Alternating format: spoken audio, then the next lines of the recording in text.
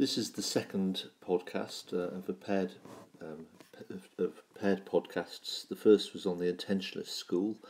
The second one now takes you through the Structuralist School. So the debate is about where power lay in imperial Germany. As you saw from the first podcast, the Intentionalists very much argue that power lay at the very top of the pyramid with the Kaiser.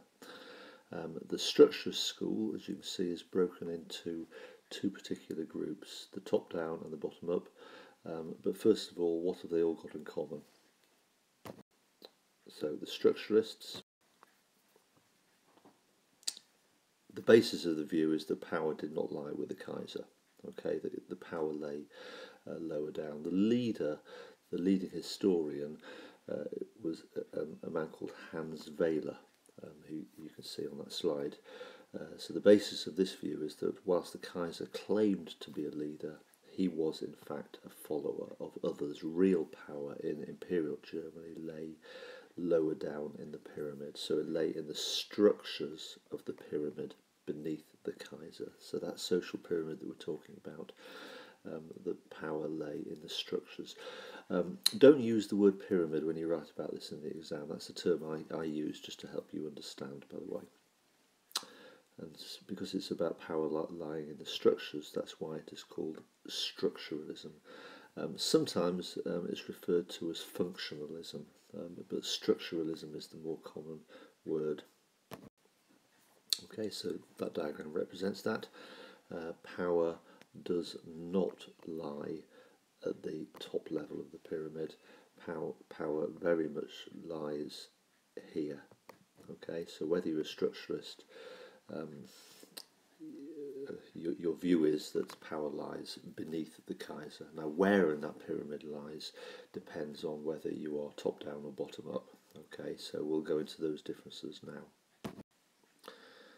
So the Structuralist School of historians are also divided.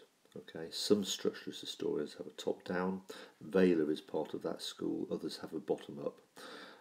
People like Richard Evans, Blackburn, Ely focus on that.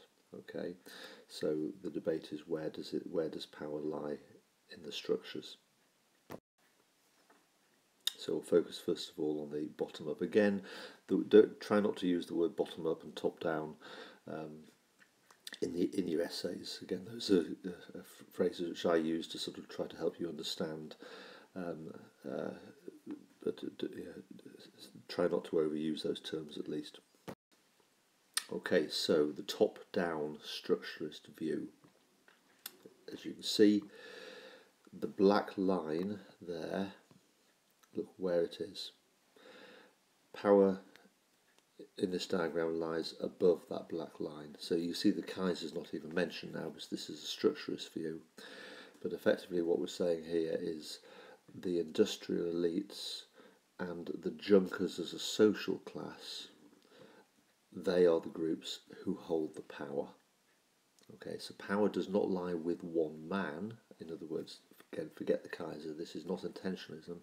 Power lies with groups, but the groups that it does lie with, according to the top-down approach, are the groups at the top of the pyramid. So the industrial elites, the big businessmen, and the junkers. Now remember, we use that phrase Sammlungspolitik to describe the policy of concentration.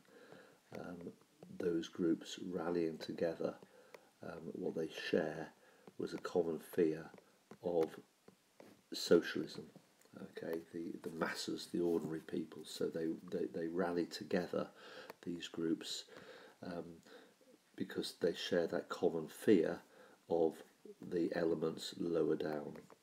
Okay, so the view is that the elites held the power. They concentrated power in their own hands, and they therefore became almost like puppeteers who pulled the strings of the masses.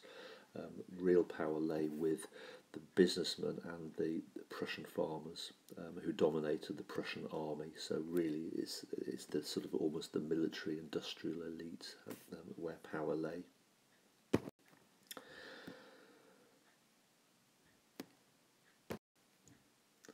That's the top down we've looked at. Now the bottom up structuralist view. Other historians, e.g. Richard Evans, Blackburn, Ely, their photographs are there, they are structuralists, so like Weyler, they agree that power does not lie with the Kaiser, but they put more emphasis on the lower aspect of the social pyramid. So look carefully at this diagram. It basically works in stages. So we'll start here, part 1. Okay. So these historians argue that the expanding working classes, these groups here, and in particular the urban groups, remember people are moving from the countryside going to the towns during this period. Industry is rapidly expanding.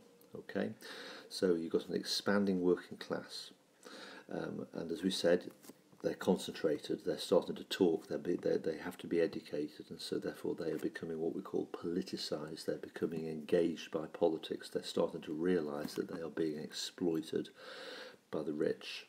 So that the working classes are looking for change, they're looking for somebody to help them. And that is in particular reflected through the phenomenally rapid growth of the SPD. Remember, in 1912, the SPD suddenly went from 43 seats that they had in 1907, the previous Reichstag election, to 110 seats. So they are phenomenally and rapidly growing.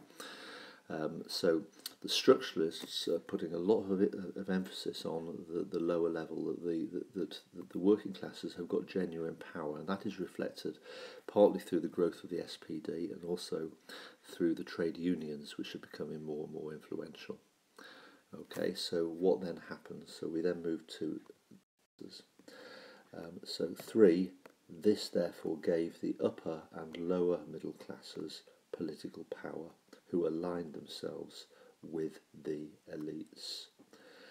So therefore, again, it's a structuralist view, but it is giving more emphasis on the lower aspects of the pyramid having that power. Power does lie with the structures, but it's giving more emphasis to the lower aspects. Okay, so that's the bottom-up structuralist view. We didn't get to cover that in the lesson yesterday, so that's really filling in what would have been covered in the last 5 minutes. So you've now got that input.